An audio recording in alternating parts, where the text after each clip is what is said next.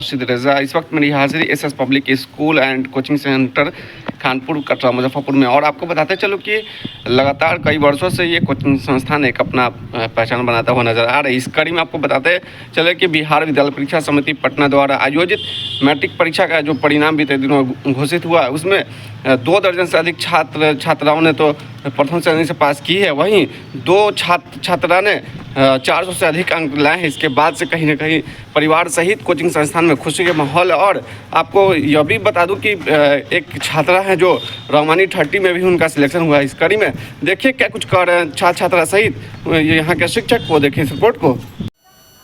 आपका क्या नाम हो गया? मोहम्मद कैफ। कितना मार्क्स है आपको? 407। 407 जी। कैसे तैयारी क्या करते थे जो इतने बढ़िया अच्छे मार्क्स आए हैं? कि यहाँ हम रूटीन बना कर पढ़ते थे, हर सब्जेक्ट को बराबर बराबर पढ़ते थे जी। और हमारे सर बहुत अच्छे पढ़ाते थे जी। जो भी क्वेश्चन फंसता था सर से हम पूछते थे, बता देते थे। तो कितना घंटा कोशिश करते होंगे, पढ़ाई कितना घंटा करते होंगे? जी, सुबह 5 से 6 बजे से लेकर 10 बजे तक पढ़ते थे जी। फिर थोड़ा सा ब्रेक मिलता था 10-15 मिनट का, फिर उसके बाद फिर आते थे 12 बजे तक पढ़ते थे। फिर खाना खाने चले जाते, फिर आते नमाज के बाद, जोहर के नमाज के बाद, फिर शाम को 5-6 बजे तक पढ़ते थे। पूरा दिन मतलब कोचिंग में ही रहना पड़ता? तो बहुत लोग शिकायत क्या करते थे, ऐसा क्या होता है जो क्या कहते हैं कोचिंग में पूरे दिन ही बच्चे को रखा करते हैं?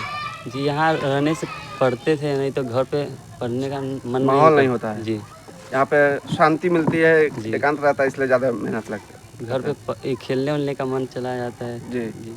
यहाँ पे बंदिश रहती है, यहाँ पे अच्छी पढ़ाई हो पाती है। जी। तो आगे आपका क्या ड्रीम है, आपका क्या सपना है? इंजीनियरिंग करने का। सबसे हाईएस्ट मार्क्स आपका किस सब्जेक्ट में गया? उर्दू 86। 86। और उसके बाद? उसका साइंस 85। कब से आप सपना रखे हैं कि इंजीनियर बनना है? ये बचपन से मेरा है। बचपन से? किस ट्रेड में कुछ सोचे हैं? इंजीनियर में बहुत सारे ट्रेड होते हैं, मैकेनिकल, इलेक्ट्रीशियन, सिविल, बहुत कुछ होता है। Software engineer. Software engineer. अच्छा, तैयारी पूरी है? जी। क्या लग रहा है, नैया पार हो जाएगी इंशाल्लाह। क्या नाम हो गया? मोहम्मद कैफ। सबसे पहले तो हमारा चैनल परिवार आपको बहुत बहुत मुबारकबाद देता है। कैसे आपने तैयारियाँ की जो इस तरह के मार्क्स आए हैं? बिस्मिल्लाहिर्रहमानिर्रहीम। सबसे पहले आपका बहुत बहुत शुक्रिया। और कितना मार्क्स आए आपको? 425। कहाँ पढ़ाई किया करते थे? वकार सर के यहाँ कोचिंग में। इसका श्रेय किसको देना चाहते हैं आप? इसका श्रेय हम अपने आप को भी और अपने टीचर वकार सर को भी और अपने पेरेंट्स के साथ साथ पूरे गाँव वासियों को भी देना चाहते हैं, क्योंकि अगर गाँव वासियों का अगर इस तरह का पढ़ने का माहौल नहीं होता तो फिर हम भी इस माहौल में नहीं आते।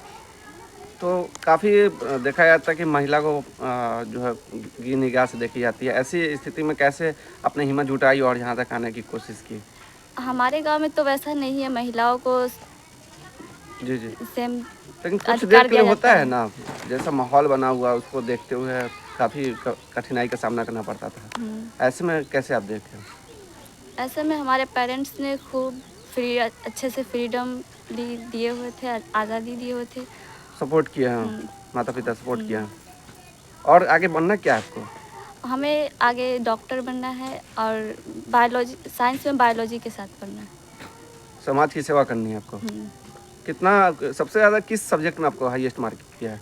उर्दू में आया सबसे ज़्यादा 96। उसके बाद किस में आया? मैथ्स में 91।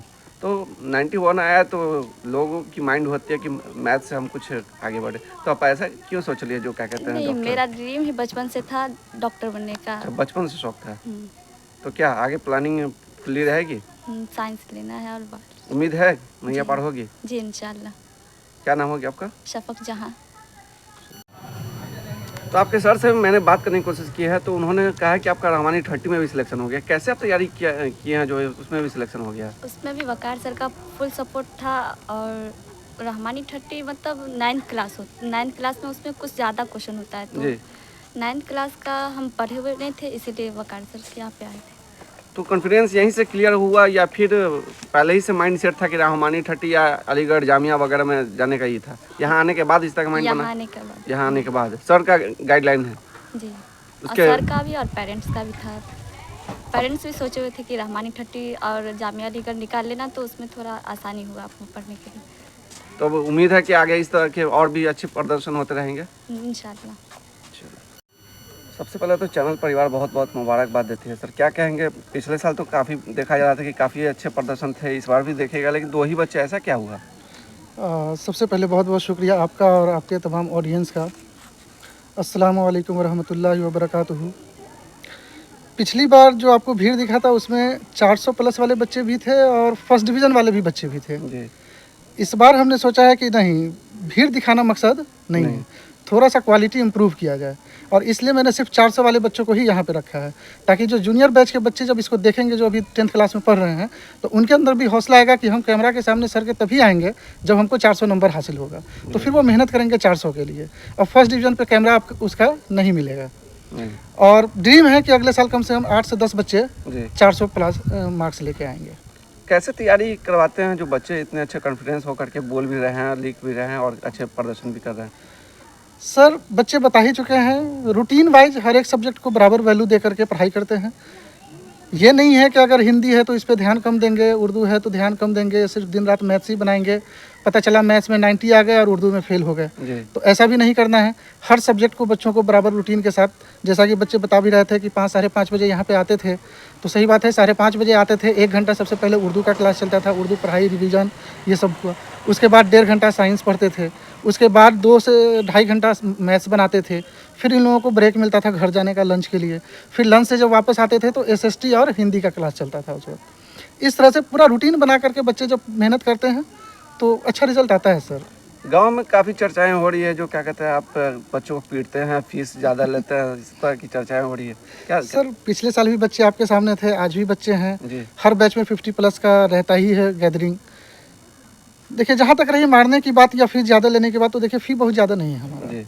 2.5 घंटे का क्लास चलाते हैं, सिर्फ 700 रुपया चार्ज करते हैं। बच्चे अगर घर पे पढ़ते हैं तो बहुत अच्छा है, अगर नहीं पढ़ते हैं तो गार्जियन की ही डिमांड होती है कि सर एक्स्ट्रा टाइम दीजिए, बच्चों को यहाँ पे पढ़वाइए। तो सर जब एक्स्ट्रा टाइम देंगे, एक्स्ट्रा प्लेस देंगे, एक्स्ट्रा एनर्जी लगेगा, तो उसके लिए थोड़ा सा नॉमिनल चार्ज बढ़ा देते हैं। तो जब दिन भर का क्लास लेते हैं बच्चे का, दिन भर यहाँ पे पढ़वाते हैं अपने देख रेख में, निगरानी में, तो 1000 रुपया चार्ज कर देते हैं। वो बच्चे की मर्जी पे होता है, उनकी गार्जियन की, वो कोई प्रेशर नहीं है। हमारा जो क्लास का टाइम है वो मॉर्निंग का 2.5 घंटे का है और उसका हम 700 रुपया चार्ज करते हैं केवल। गांव में बहुत तरह की चर्चाएं होती है, जो पूरा दिन रखा जाता है, झूठ मूठ के बच्चे को टाइम बर्बाद करते हैं, इस तरह की शिकायत भी मिलती रहती है। सर देखिए, ये वही लोग बोल सकते हैं जिनको एजुकेशन की अहमियत नहीं होगी। अगर एजुकेशन की अहमियत होगी तो उनको पता है। खासकर आज के माहौल में क्या होता है कि हमारे बच्चे घर जाते हैं, किताब फेंकते हैं और सीधा मोबाइल में टूट पड़ते हैं। घर जाते हैं, घूमने निकल जाते हैं, क्रिकेट खेलने, तो घर पे वो रिवीजन नहीं कर पाते हैं।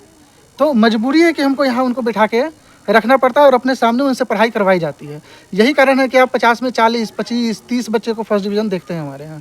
यही सबसे बड़ा कारण है कि बच्चे हमारी देखरेख में पढ़ाई करते हैं। बच्चों को यानी टॉपिक वाइज क्लियर करते हैं। बिल्कुल बिल्कुल। और यहाँ पे रहने का सबसे बड़ा बेनिफिट ये होता है कि आप रिवीजन करो, हम मौजूद हैं यहीं पे। एट अ टाइम जो प्रॉब्लम फंसता है पूछिए, बाद के लिए रखेगा तब तो खत्म, लटक जाएगा। एट अ टाइम आपको प्रॉब्लम महसूस हुआ ना, आप क्वेश्चन बना रहे हो, सपोज करो किसी क्वेश्चन में, किसी एक्सरसाइज में 10 क्वेश्चन है, आप 5वें क्वेश्चन पे आके अटक गए, आप एट अ टाइम आके हमसे पूछिए, सर ये क्वेश्चन दिक्कत कर रहा है। हम आपकी कॉपी देखेंगे कहाँ पे दिक्कत कर रहा है, उसमें सॉल्यूशन देंगे। फिर आपको दूसरा तरीका भी बताएंगे कि अगर ये दिक्कत कर रहा है तो इस तरीके से बनाओ। एक एक क्वेश्चन को 3-3, 4-4 तरीके से बच्चों को बताते हैं सर। जो तुम्हारे लिए सहूलत हो वैसे पढ़ो। मेथड बदलते रहते हैं। बिल्कुल सर।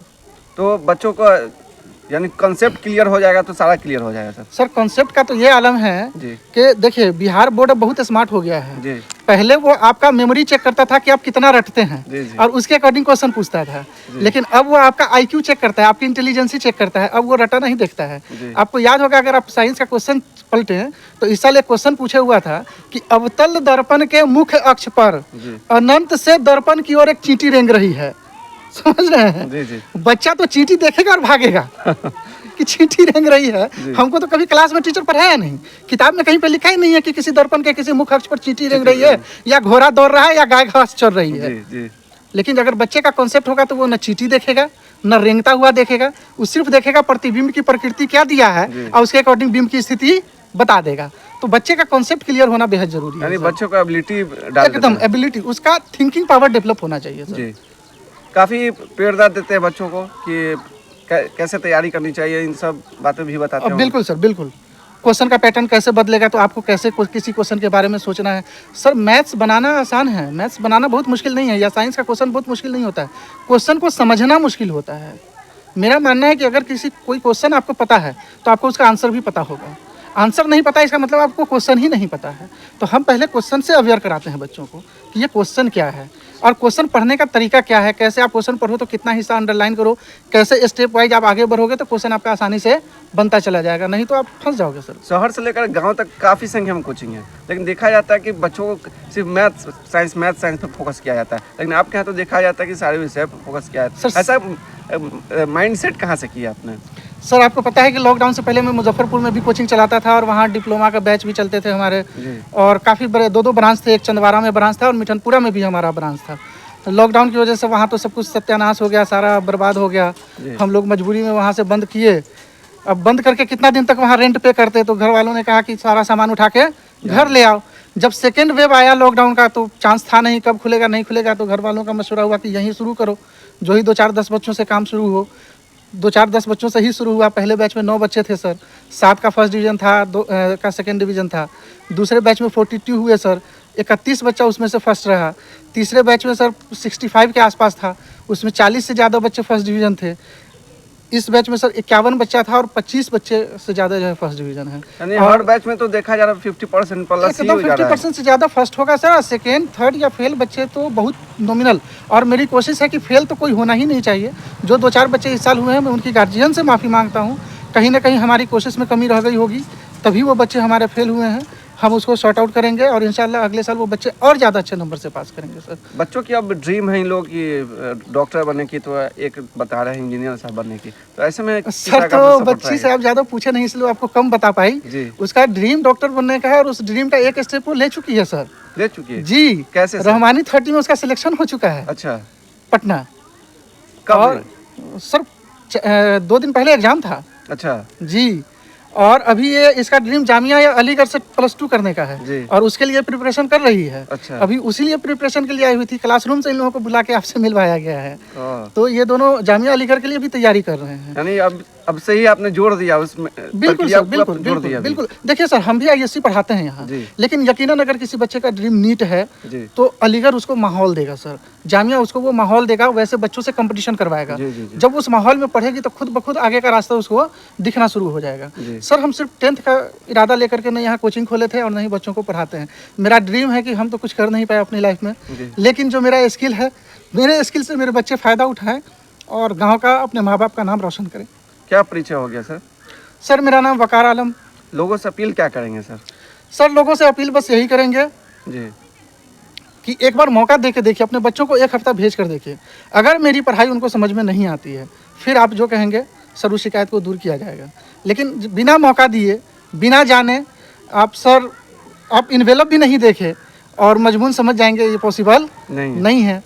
तो और किसी भी तरह की अफवाह से दूर रहें सर। और हाँ, एक क्वेश्चन और था आपका कि हम मारते बहुत हैं। सर नहीं मारते हैं, आपके सामने बच्चे हैं, पूछिए कितना मार लगा होगा इन लोगों को, और अगर कभी लगा होगा तो इन्हीं के भलाई के लिए लगा होगा सर, मेरे लिए थोड़े लगेगा।